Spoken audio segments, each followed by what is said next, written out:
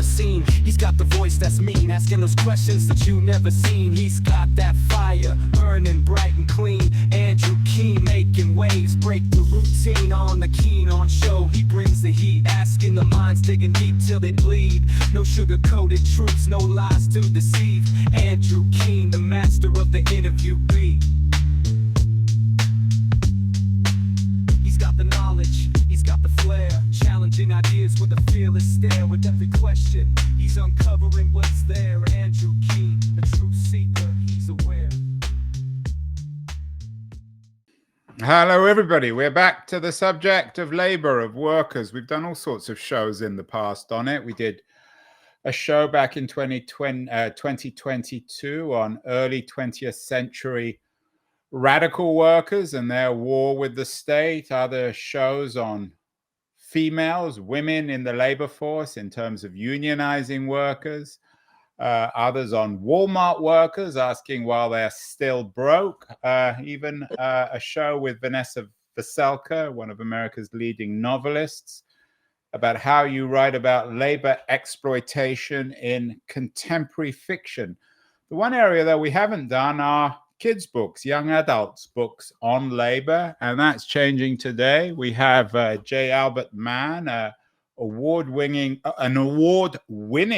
writer, a young adult YA writer. She has a new book out, Shift Happens, The History of Labor in the United States. And Jennifer is joining us from Queens in Astoria, where her family lives. She normally lives on a boat in Boston. Jen, congratulations on the new book. Why did you choose to write about the history of labor in the United States for young adults? Well, thank you so much for having me, Andrew. Happy to be here. Why did I write about labor? Because the working class is the most important and powerful force, I believe, for change. And right now, I think the world could really use that change. We have a lot of problems that we're facing. And I really believe that the working class is the group that can take on these massive problems that we're facing. So I've always loved labor. I've always read labor. And when I looked at Kid Lit, which is my, where I spend most of my time, I really saw that it gave like kind of like little spots on labor instead of taking it as a whole. So we learned about the Triangle Shirtwaist Factory fire, or we learned about the Lawrence textile strikes, just these like small spotlights. And I really felt like young people, since most of them are part of the working class, they really deserved a broad history of labor, so they could be let into the full story of labor, and not just spotlights on these small things and small moments, and also to contextualize the labor movement and unions inside of the United States history. So it wasn't sitting on the sidelines, but it was involved and reacting to the times that it was experiencing. You use this term labor, the subtitle of the new book, Shift Happens, The History of Labor in the United States. You talk about, in your introduction, the working class. Is everyone part of this working class? Lawyers, entrepreneurs, doctors, or do you specifically, in your history of labor, focus on what at least Marxist historians would call the working class? How do you define this? That's a great question.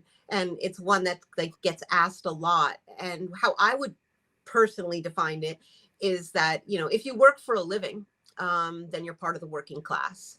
And but then the other side of that is if you own or you run corporations, then, you're part of basically the ruling class. I know they don't like to be called that, but that's basically what they are. So yes, you see today doctors are unionizing because they need to be unionized, and they are part of the working class, just as nurses have been in the past. You don't need me to tell you this, Jen, but the history of America is premised, at least traditionally, on the idea of the American dream and the American middle class. Where do they sit in your history of the working class? For mythologizers of American history, or a certain more conservative narrative, are they middle class, your working class, or are they separate? I think the middle class is really part of the working class, and it began as, we were all working class, and it was a pretty broad term, and no one had any druthers with that term. And it wasn't until the 1950s and then the GM sit downs and things like that began, where all of a sudden these unions gained strength and power through the automotive industry. And all of a sudden, the working class entered what would become the middle class. And basically, those were white men who entered that class and became that class. And they tended to really like the idea of being middle class. All of a sudden, they had somebody to, I don't know, kind of look down on, be different from. And I believe that class, the middle class, was really pushed into calling itself the middle class by the corporate class or the business class, because if there's one thing the corporate and business class really, really love, that is the pyramid of oppression. And so that is breaking us all apart. Like, you're a woman, you're a man, you're gay, you're black, you're brown. So separating us all out. And so we kind of look to each other and fight among each other. And so, even back in the day, you were American or you were un-American, patriotic or not patriotic. Like, all these are part of the pyramid of oppression. So where we turn and fight against each other instead of bonding together and being working class solidarity. And so I think that's where the middle class kind of came out of, and then was kind of pushed as an idea. And that idea really stuck around because of the corporate and business class. And, I believe that right now, most people, who once felt very solidly middle class, feel very destabilized right now, and probably are returning to just say, yeah, I'm part of the working class. Is this ruling class that you describe, the holders of economic and perhaps political power, are they a conscious class? Are they, in a Marxist sense, do they consciously rule? Do they have ideology? Do they have the control of all the principal power levers of the state, of media, of education? Is that your reading of American history? Yeah, Andrew, you might be going above my scholarly head here. Or I might be out of my depths. So I'll be careful what I say there. And I'm certainly not a Marxist. I do not have that background and education. But I will just go ahead and say, yes, I believe they have a consciousness. I believe they know what they're doing. I believe they always have.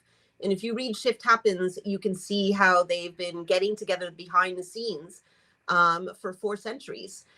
They began to form business associations almost, pre-Revolutionary War, where they would get together and they would meet and they would talk over.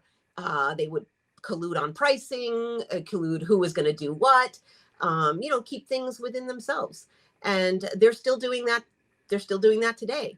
And while they formed these business associations that were they're hugely strong and of course tied right into our political system, of course, unions were being denigrated and said, oh, you can't do that. You can't get together. Collective bargaining is un-American.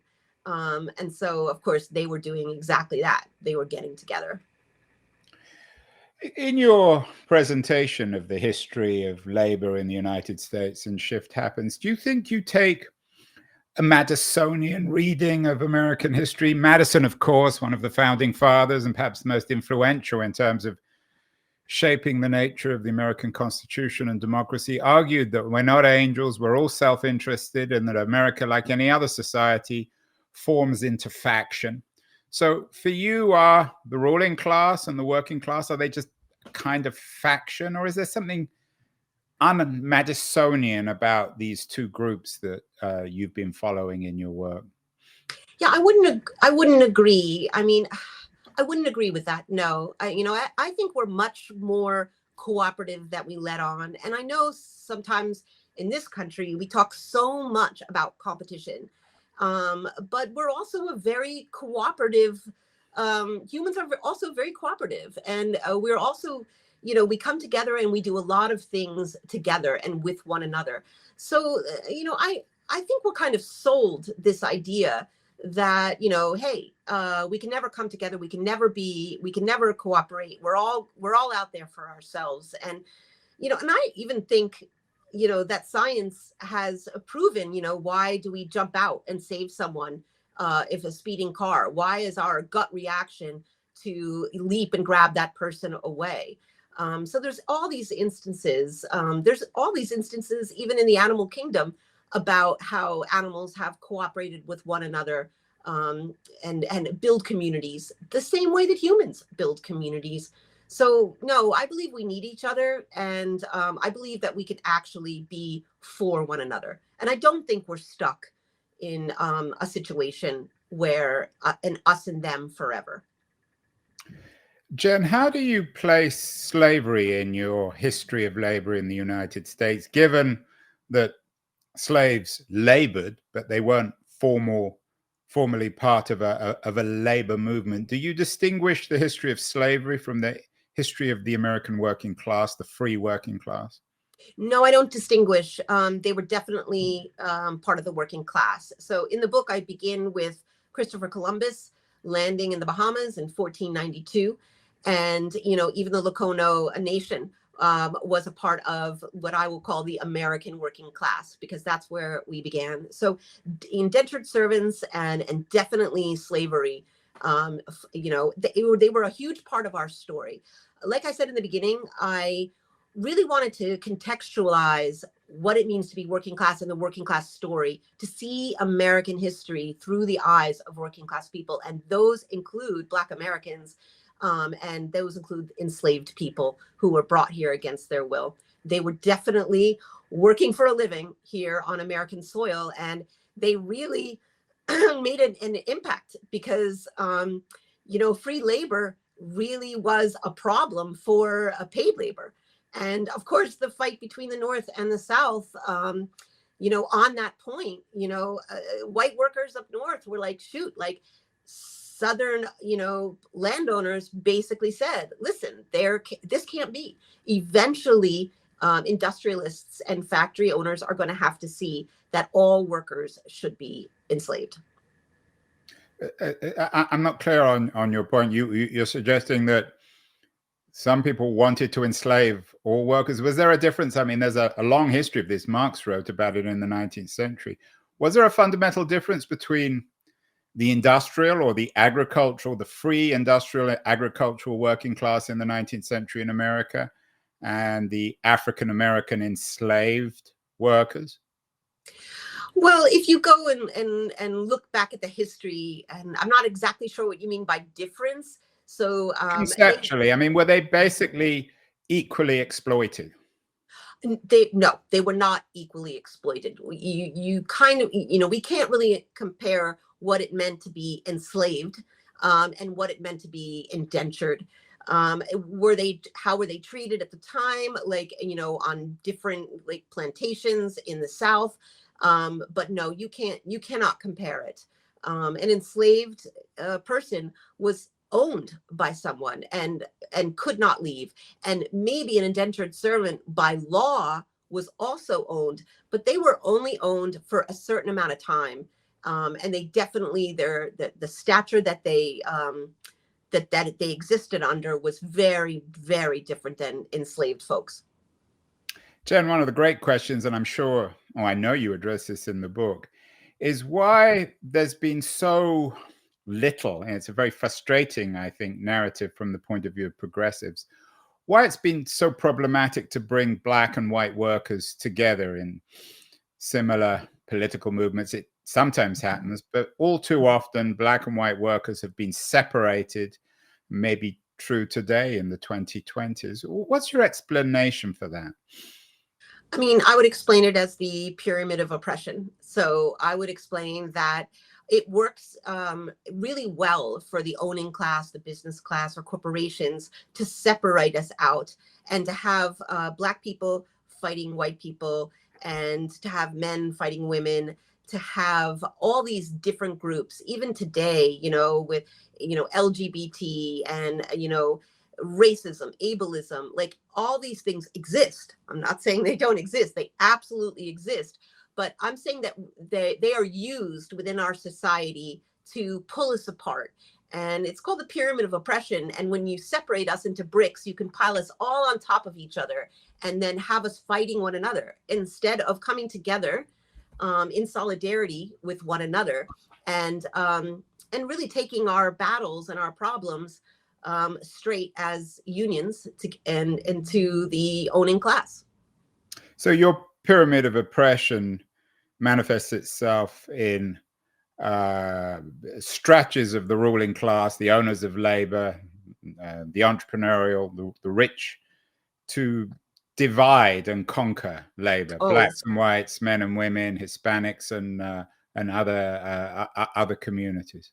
Absolutely. And in times when we have all come together, one of what happens is usually a Red Scare. So whenever workers seem to really collect and solidarity is strong for whatever reason, perhaps a gruesome war is coming up or has just ended, or perhaps a horrendous new depression has happened. So for whatever reason that the working class really come together in solidarity, usually what's begun to be shouted is, workers are communists and this is un-American. And what ends up becoming conflated is capitalism and democracy. And I go into schools a lot and I see kids not really understanding the difference, that they don't understand that one is a system of economics and then one is our system of government, and that they're two very different things, and that you can have a socialist democracy, you can have a communist democracy, you can have a capitalist democracy. But, what Americans are most proud of is our democracy, not capitalism. But I believe that that's done on purpose to confuse people. And Adam Hochschild, I'm sure you're familiar with his work. He wrote an important book it's a book for grown-ups, a recent history about the period immediately after the First World War, in which I think his analysis would probably concur with yours in terms of these divisions and the heightened confusion and tension. In terms of your history, is it the period just before and after the First World War where this is most manifest? Right. So following World War I was what we've had Red Scares before. But this is what we would in history is often called the first Red Scare following World War I, where you had you had the IWW, the Industrial Workers of the World, completely crushed. The Wobblies. The Wobblies. And then following that, you had the Palmer raids. And later on, following World War II, in 1946, you had, just 5 million workers walking off the job. So many workers were so disillusioned after going through this really difficult war and working their butts off only to be dropped back off again. And so they also came together. And so, of course, following that, we went into what history calls, the second Red Scare. We're speaking with J. Albert Mann, one of America's leading authors for young adults. She has a new important book out, fascinating book. It's called Shift Happens, The History of Labor in the United States. She has a very interesting read of that narrative. I want to thank our friends at Liberties, a quarterly of culture and politics, for helping us get such great guests as J. Albert Mann. I'm going to run a short feature on Liberties, and then we'll be back to talk about the post-war and contemporary history of labor in America with J. Albert Mann. So don't go away, anyone. We'll be back in a second. The noise, there is nuance, insight. Liberties is not just a journal of ideas. It's a meteor of intelligent substance. It's the place to be for engaged citizens. Politics, opinion, substance. Liberties is a triumph for freedom of thought. A quarterly of urgency, of cultural exploration, of intellectual delight, of immaculate prose. It's invaluable. Subscribe now or find Liberties at your favorite bookseller. And you can subscribe to Liberties at liberties.com. We are speaking with J. Albert. I was going to say J. Edgar Mann. That would be an insult, wouldn't it, Jen? Thanks. Yes. I'm sure I'm not the first or the last person to make that joke. Yeah. J. Edgar Hoover, of course, was one of the great manipulators of labor, the original director of the FBI, and very much involved in the Palmer raids of the post-First World War age. Jen, in the first half of the show, we focused, in terms of your history of labor in the United States, on the period up until the Cold War and the period after the Second World War. Let's fast forward to the 1960s. There are some people who argue that what went wrong in the 60s was there was a split in the left between the working class, labor, and what's known as the new left, with a focus on cultural identity. And in that sense, the working class, the traditional American working class, lost its power, and many of them ended up voting for Nixon and then Reagan and now Trump. Is there any truth to that narrative? I'm not exactly sure. I have to admit that I don't know everything. And so I'd have to check that out, Andrew. So I'm not exactly sure. I really think that the 60s were a pretty incredible time for labor. So not a bad time for labor. I mean, that's the civil rights movement. And, the civil rights movement is a working class movement. It was all about workers coming together. Most of that was Black workers, but they were still the working class trying to, enter into what was now becoming, what we already talked about, was that fast becoming that middle class, or being called the middle class. And so, of course, Black Americans, Asian Americans, Brown Americans, Indigenous, they were being left out of this middle class. And so civil rights was in the 1960s, also women. So they were coming in and saying, hey, we want in on this middle class.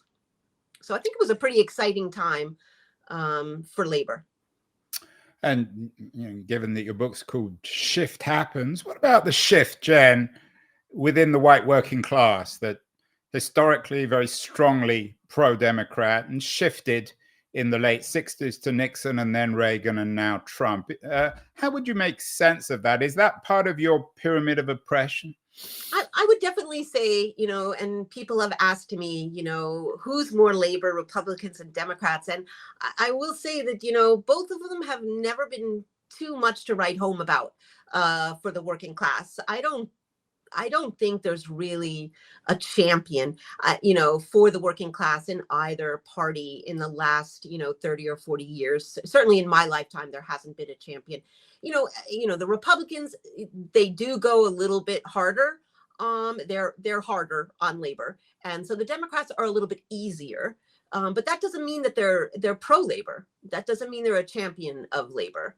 And so I do think you are looking at that, Black and white, like after the civil rights into the 1970s, with, marginalized Americans knocking on the door of the middle class. And the middle class is being told, basically the middle class is white. And so they are being told, as part of the pyramid of oppression, that your kids deserve better educations. You deserve these better jobs. And it's sad that people really bought into that and of course said, yeah, we deserve it. Oh, well, we work hard. Well, listen, white people, Black people, Indigenous people, the working class has been working hard since, the day that they began to work on this soil. The working class has been working really hard. So it's not like all of a sudden white men started working really hard in the 1950s and 60s. We did a show, Jen, a couple of years ago with the sociologist Maureen Perry Jenkins.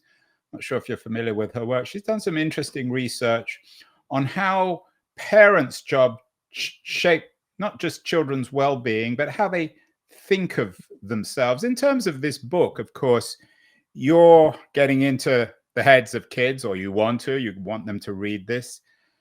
Do you think parents generally do a good job preparing their kids for labor? Do parents educate their kids about the history of labor?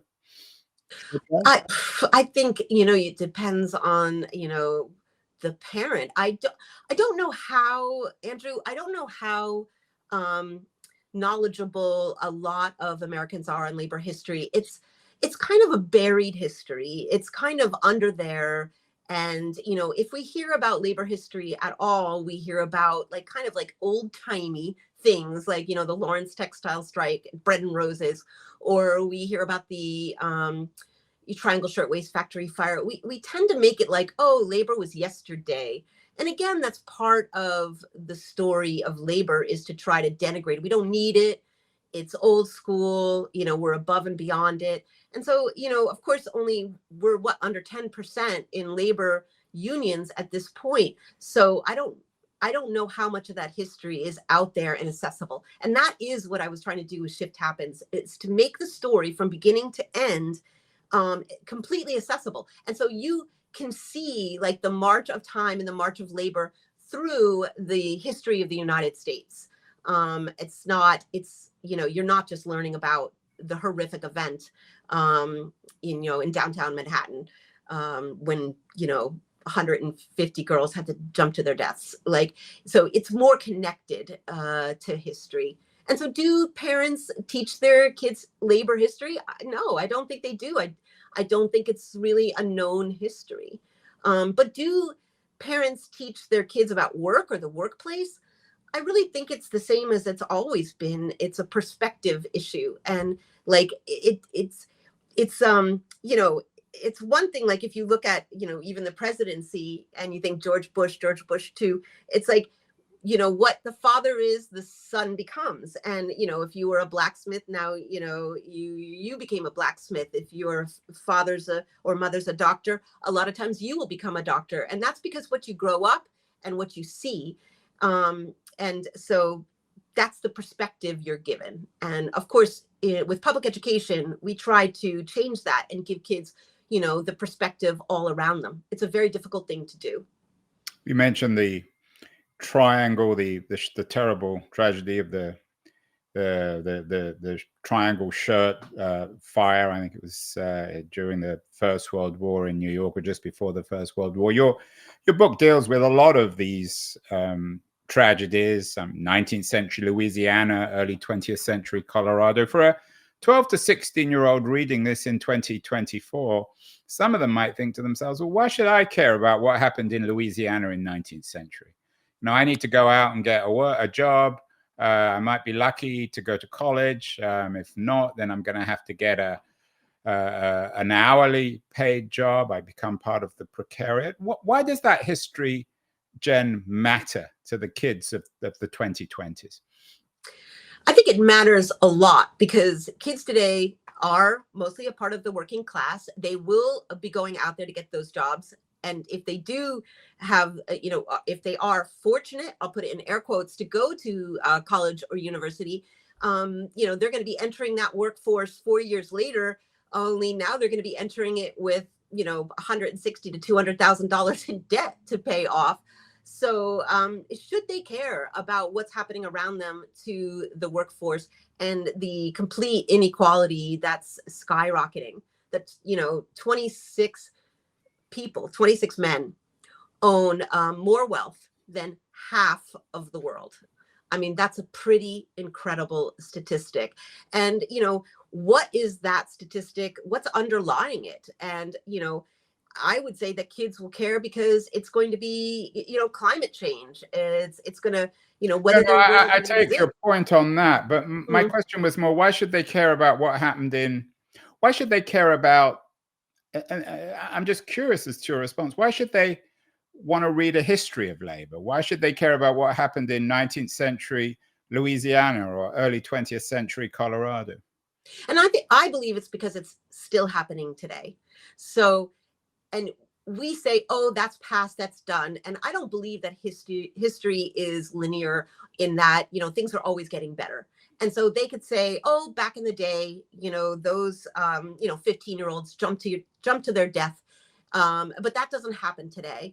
And that's just not true. In West Virginia, DuPont poisoned, their workers, and they all had they got cancer. Not all of them, but so many of them got cancer. Their pregnancies went wrong. So this is not something that is not happening today. What about the role of unions? Would you, implicitly, at least in your history, are you pro-union? Do you see labor organizing, whether it's traditional industrial working class or this new precariat, Uber driver unions? Is this the way for the working class to fight back? Definitely. So unions are the beating heart of labor. They are the way to fight back, and solidarity and joining together as the working class, together, we are seriously the most powerful force on the face of the planet. And with that would come, the ability for great change. So we could change so much as the working class. We could take on climate change and say, corporations can't do this. We're going to regulate them again. So dumping and things like that. We're going to take on the oil industry, and we're going to move to, better and clean energy. We're going to train people in jobs. We could even take on, mass incarceration. We have a whole group of folks in jail that are working for 10 cents, an hour for our major corporations in this country. So there's a lot of problems that the working class could take on as the powerful group that they are. And unions are really at the center of that. What about the other fear on the horizon when it comes to labor in 2024, Jen? I know you talk about this in the book, AI and its replacement of labor, the fact that more and more of traditional labor is being automated. Is this a good or a bad thing? We've had people on the show saying most people don't want to work in factories. Most people don't want to serve hamburgers. So it's good that machines will replace them. Do you think that's true? I mean, I can't speak for everyone to say what they would like to do and what they wouldn't like to do as a job. But I will say that AI is, it comes in the long line of, innovation and technology. So it's just the newest thing. And I usually give the example of the glass blowers, and making glass and glass blowing used to be a highly skilled job where these workers were trained for years to do it. And they were basically chemists. They had to know so much to be able to do this job. And then in 1904, the glass cylinder came out. It was invented, it came out, and that was the end of that. And all that skilled work was now no longer there. And of course, these are things that have been changing our world since the Industrial Revolution. And so AI is the newest one. And I think we hear about it so much in the news right now because it's about to destabilize a really privileged part of our workforce, and that's more the white collar work. So it's not really attacking blue collar workers. It's more attacking those white collar workers. And whenever we talk about skilled workers being moved to unskilled workers, so often we're talking about factory workers. But here we're about to talk about another group of workers, and that's white collar workers. Their skills are about to, maybe about to be replaced by AI. So it's very destabilizing. It's very scary. Of course, there's ways that we could smooth these transitions. There was always ways that we could have smoothed transitions for the working class when new innovations came up. We could enact laws where our corporations train us, or even our government helps to retrain us for the new jobs, because new technology is often, it invents new jobs and new skills that we need to have. Shouldn't, though, in some ways, maybe it's if not a celebration, certainly potentially good news if the wealthy, doctors, lawyers, no longer can make huge incomes and they have to become part of your working class? I mean, that is, you talk about the way in which this technology now is threatening white collar workers. Is that altogether a bad or a good thing? I would never say I want some workers like taken down a peg or two. I just want all workers pegged up. I want everybody taken up like 10 pegs. To me, there's no, what you do for a living is so often like a personal thing. I mean, you may, I living on a boat the way I do, I have lots of friends who go to work every day at jobs that, some people might say, oh, like that's not a good job. But, what they really love is to sail. So they go to work every day to just do their job to make money to go sail. So like we can't say, and then there's other people that, are like, oh, I want to be a brain surgeon. I want to save lives, like, or I want to be an emergency room doctor. That's what I want to do with my life. And they dedicate their life to something like that. And so, no, I don't want doctors and lawyers taken down any pegs. I think they deserve the money that they make. Possibly they deserve more. But I also know that fast food workers also deserve more, and bus drivers also deserve more, and that we're all part of the working class. Is work, and we've had lots of debates about this, should we present work to kids, careers, whatever they choose to do with their lives, as the central narrative of self-realization? Or should work be presented as the thing you do in order to realize yourself elsewhere? Yeah, Andrew. I mean, that's a phenomenal question. And it's definitely a question of culture. And I believe in America, in the United States, we've created this work culture that who you are is your job. And that is your identity.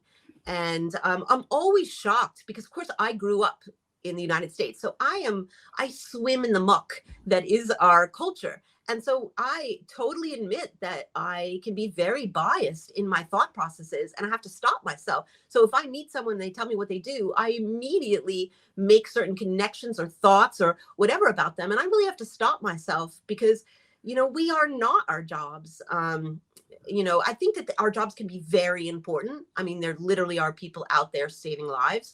But you know what? I also think cleaning bathrooms are really important. I mean, as a woman, and I stop at a gas station and I go into a bathroom and it's clean, and I have to say, I'm like, thumbs up to whoever was in here cleaning this bathroom, because it makes that a really nice experience. And so I think that whether or not you identify with your job is a total personal thing. Yeah, I don't know if you've seen the latest Wim Wenders film called Perfect Days, but it's a celebration of the labor of cleaning toilets. So it's a good film. Final question, Jen. You clearly have a position. Not everyone will agree, a certain interpretation. We've done a number of shows about book banning in schools. We did one with the popular YA writer Alice Oseman. I'm sure you know her. Many people's books are being banned in states like Florida and Texas. I'm guessing that your book, this new book, Shift Happens, is not going to be the most popular book for some regulators and teachers in Texas and Florida and other states. What do you make of this, and how does this fit into your narrative of labor? Well, book banning is, I mean, it's been around for a while. It comes and goes. I mean, there's been book banning since, since the British actually took books off of boats and burned them right on the shoreline. So it's been around for a long time. It's really an attack, of course, as we know, it's an attack on ideas.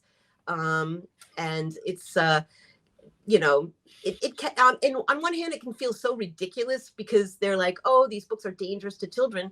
Yet we don't ban firearms, which are actually being used to kill our kids in schools. That we don't do. We allow the freedom of people to carry those weapons. But here we're not allowing that same freedom for books. And that is because ideas are actually stronger than guns. If we hand kids ideas, I mean, they might critically examine our power structure. And that is something that there are a lot of folks out there who don't want kids doing that. So it's all part of your pyramid of oppression, the pyramid of the oppression of labor, the book banning as well. Absolutely. Ban thoughts that keep the present structure in place, or that threaten the present structure, rather. Can I step on